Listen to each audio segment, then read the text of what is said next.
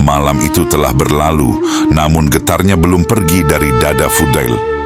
Ayat itu masih bergema, bukan di telinga, tapi di kedalaman hati.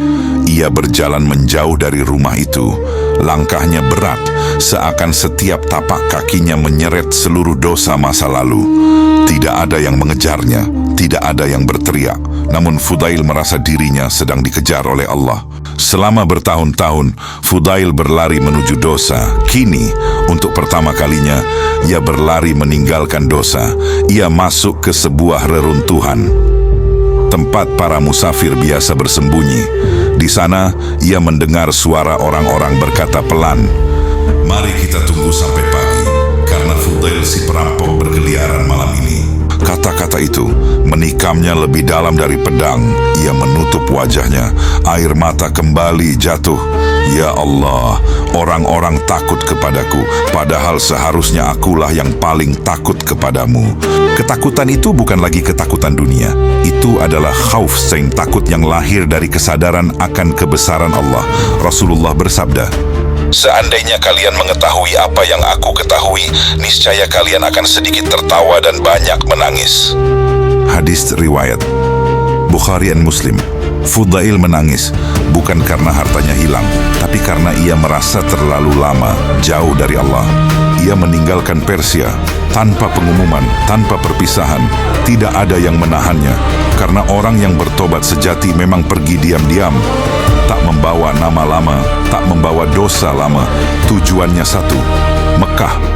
Bukan untuk kemasyhuran, bukan untuk dikenal, tapi untuk menyembunyikan diri di hadapan Allah. Allah berfirman, "Wa may yuhajir fi sabili lillahi yajid fil ardi muraghaman katsiran wa sa'atan." Barang siapa berhijrah di jalan Allah, niscaya dia akan mendapati di bumi ini tempat hijrah yang luas dan rezeki yang banyak. Quran Surah An-Nisa ayat 100. Di Mekah, Fudail tidak mencari manusia. Ia mencari ampunan. Ia salat di malam hari, bukan dengan bacaan yang indah, tapi dengan tangisan yang jujur. Ia membaca Al-Quran perlahan, karena setiap ayat masih terasa menegur. Jika sampai pada ayat tentang neraka, ia berhenti. Jika sampai pada ayat tentang rahmat, ia tak sanggup melanjutkan. Allah berfirman, "Inna azab rabbika kana mahzuran." Sesungguhnya azab Tuhanmu adalah sesuatu yang harus ditakuti. Quran Surah Al-Isra ayat 57. Dan Fudail hidup dengan rasa takut itu. Ia duduk di majelis ilmu seperti orang paling bodoh, tidak menyebut masa lalunya, tidak membanggakan apapun. Jika orang memujinya, wajahnya pucat. Ia berkata, "Diamlah, kalian tidak tahu siapa aku dulu."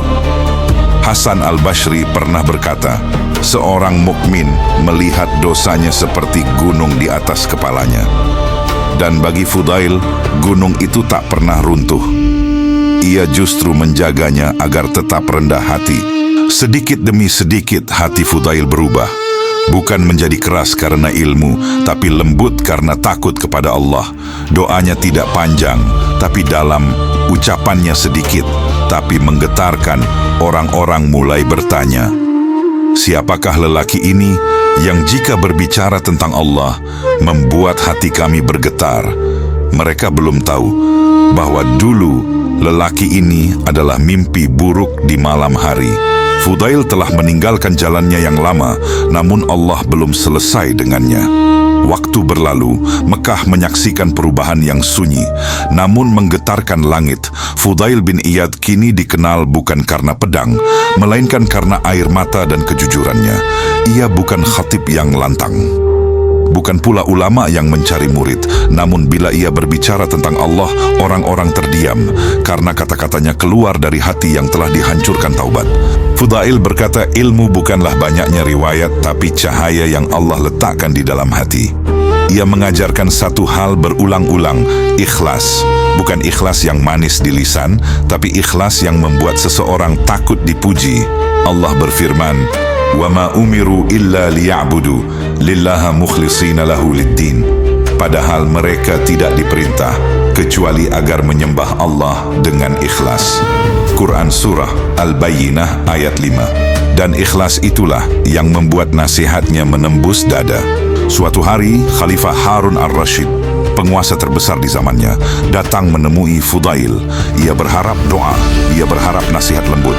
Namun Fudail tidak berdiri, tidak memuji, tidak merendah di hadapan kekuasaan. Ia justru berkata dengan suara gemetar, "Wahai Amirul Mukminin, takutlah kepada Allah. Sesungguhnya setiap jiwa yang kau pimpin akan menjadi saksi atas dirimu di hari kiamat." Ruangan itu sunyi. Khalifah yang ditakuti dunia menangis di hadapan mantan perampok.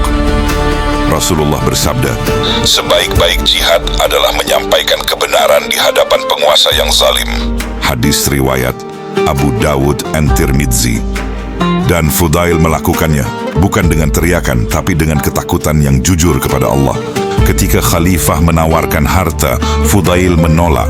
Ia berkata, "Aku takut jika dunia masuk ke hatiku, Allah akan mengeluarkannya darinya." Ia hidup sederhana, makan sekadarnya, tidur secukupnya, namun hatinya penuh. Allah berfirman, "Wa ma al-hayawatu ad-dunya illa mata'ul ghurur." Kehidupan dunia hanyalah kesenangan yang menipu. Quran Surah Ali Imran ayat 185. Fudail telah tertipu sekali dan ia tak ingin mengulanginya. Hingga akhir hayatnya, Fudail tak pernah merasa aman dari dosa. Jika disebut namanya, ia menangis. Jika dipuji, ia gemetar. Ia berkata, "Aku takut Allah mengampuniku di dunia, tapi membukakan rahasiaku di akhirat." Inilah ciri wali Allah. Bukan merasa suci, tapi tak pernah merasa selamat. Allah berfirman, "Ala inna awliya'a lillahi la khawfun alaihim wa la hum yahzanun." Ingatlah, sesungguhnya wali-wali Allah itu tidak takut dan tidak bersedih. Quran Surah Yunus ayat 62. Mereka tidak takut dunia, tapi takut kehilangan Allah. Ketika ajal mendekat, Fudail menangis lebih keras dari biasanya. Bukan karena takut mati, tapi karena takut pertemuan. Namun ia wafat dalam keadaan berharap dan takut, dua sayap orang beriman. Dan sejarah menuliskan namanya bukan sebagai perampok, melainkan Imam Fudail bin Iyad, kekasih Allah. Jika Allah mampu mengubah perampok malam menjadi cahaya umat, maka tidak ada dosa yang terlalu besar. Selama pintu taubat belum ditutup, karena yang Allah cari bukan masa lalu yang bersih, tetapi hati yang mau kembali. Allahumma shalli ala Sayyidina Muhammad wa ala ali Sayyidina Muhammad.